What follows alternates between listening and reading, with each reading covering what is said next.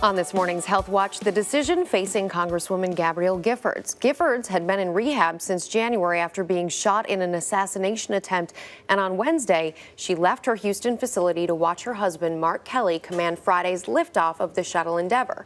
But now that the flight has been delayed until at least Monday, should she remain in Florida or return to Houston? And what are the health ramifications for her?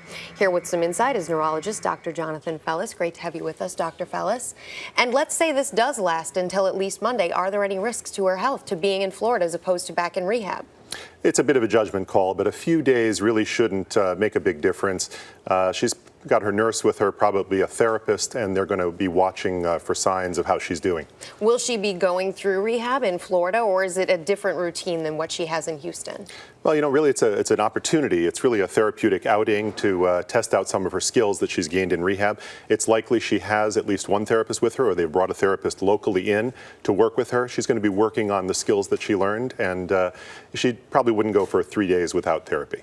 16 weeks after a gunshot wound to the head seems like a short period of time to take a trip this significant and to be back out. Does that tell you something about her progress, that it's been successful at this point?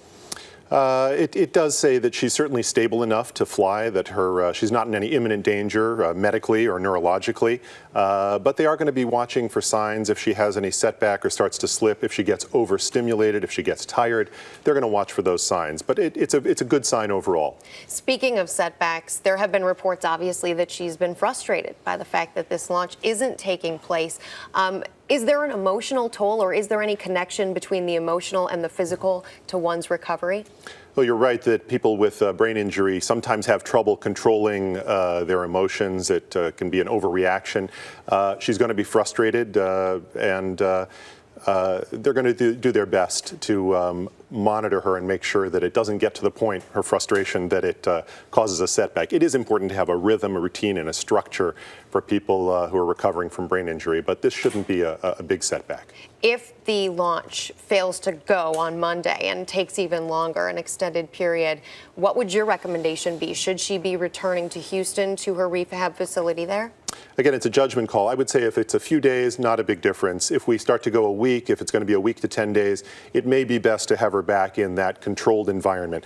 It really it depends on how she does. They're going to be watchful for whether she shows signs of a setback. In terms of signs of that setback, what are the doctors and the people surrounding Gabby looking for?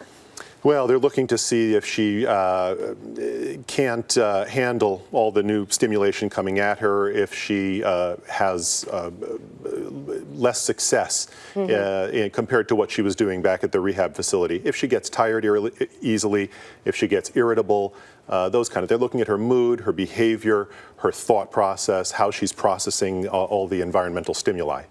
If she does exhibit some of these traits, is it taking a step back? That is to say, is there a risk that the recovery could actually be hurt if all of a sudden they start to see some of these effects? It's unlikely that it would pose any permanent setback, but you don't want to have her fall into some bad habits because the longer those go on, then the more chance there is of her getting frustrated or irritated. But it's very unlikely it would cause a permanent setback. From the sound of things, she's already developed some very good habits and some very good progress at this point.